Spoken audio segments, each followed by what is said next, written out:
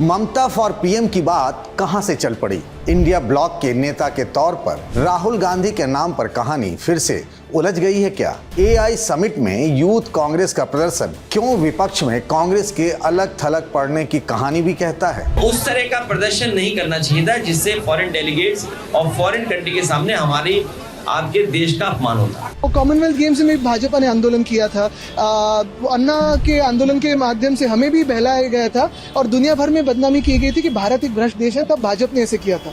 तो ऐसे कोई भी पार्टी ना करे। ममता बनर्जी का नाम पीएम के लिए आगे बढ़ना क्या दूर की राजनीति है या फिर इसका पश्चिम बंगाल चुनाव से कोई कनेक्शन है? और राहुल के ही कई साथी नेता इस पर ममता के साथ खड़े हैं। राजधानी में आज इसी की बात। नमस्कार, मैं हूं पंकज झा।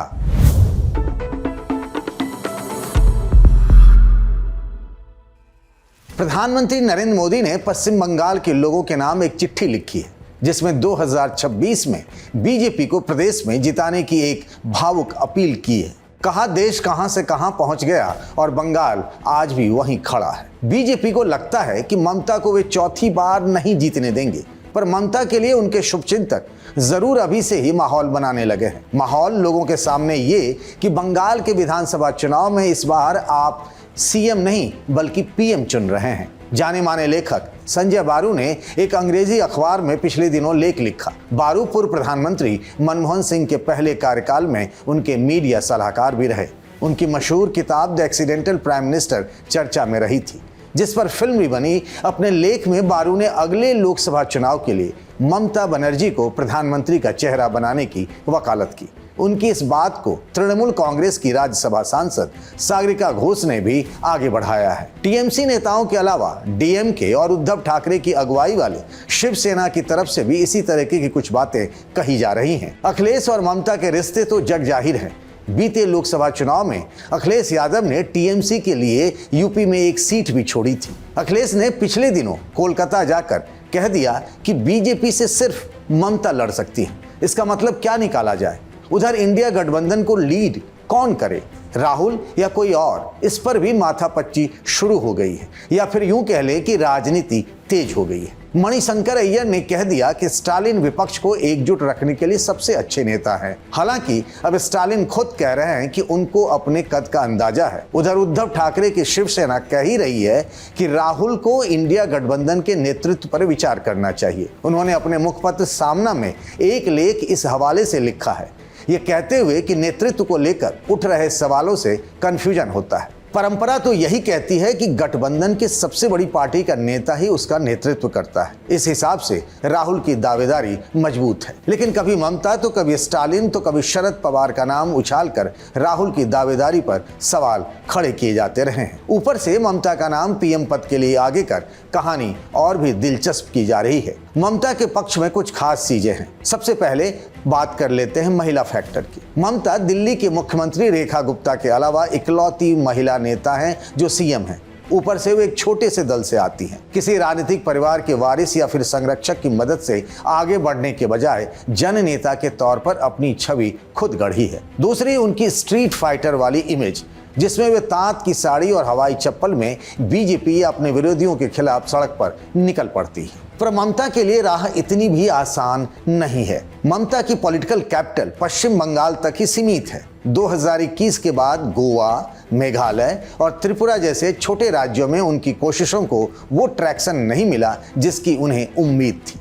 अगर वह विपक्ष की पीएम पसंद बनती हैं तो उनका मुकाबला नरेंद्र मोदी से होगा, जिनकी पहचान नेशनल लेवल की है। इतना ही नहीं, कांग्रेस के नेता ममता के नाम पर सहमत हो ये मुमकिन नहीं लगता। ये राहुल गांधी को पीएम का नेचुरल चॉइस मानते हैं। उनसे एक पल को वे हटे तो फिर वे प्रियंका के पीछे लामबंद हो सकते हैं। ममता के लिए उनकी हामी नामुमकिन लगती है।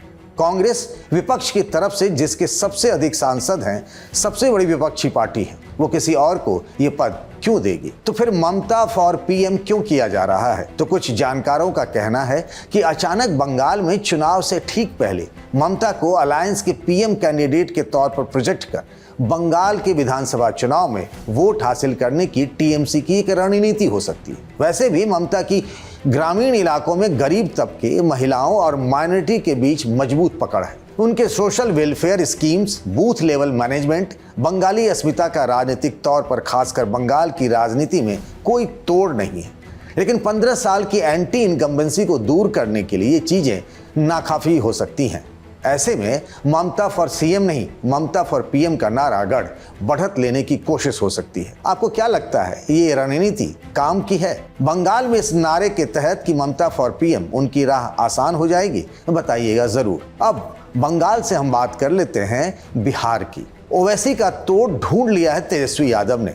मामला राज्यसभा चुनाव का है। बिहार में ओवैसी की पार्टी के वैसे तो सिर्फ 5 ही विधायक हैं, लेकिन पार्टी ने राज्यसभा चुनाव लड़ने का फैसला कर लिया है। एक सीट के लिए चाहिए 41 विधायक। इस लिहाज से उनको 36 और वोट की जरूरत है। मामला कुछ वैसा ही है कि अपना खेल भले न बने, लेकिन आरजेडी का खेल बिगाड़ना है। तब आरजेडी ने भी एमआईएम वाला कांटा निकालने के लिए हिना शहाब का नाम आगे कर दिया है। हिना सिवान से आती हैं, बाहुबली नेता रहे शहाबुद्दीन की पत्नी है। हिना के बेटे मोहम्मद शहाब पहली बार आरजेडी के टिकट पर विधायक बने। कई लोकसभा चुनाव लड़कर हार चुकी हिना के ओवैसी से भी अच्छे रिश्ते रहे हैं। हिना को राज्यसभा चुनाव लड़ाने का आइडिया तेजस्वी के करीबी आरजेडी विधायक भाई वीरेंद्र का है। अगर आरजेडी तैयार हो गई तो फिर ओवैसी साहब के पास समर्थन देने के अलावा और क्या विकल्प बचेगा। राजधानी में आज बस इतना ही। इस वीडियो को बनाया हमारे साथी शुभम ने। बाकी खबरों के लिए बने रहिए द लल्लन टॉप पर।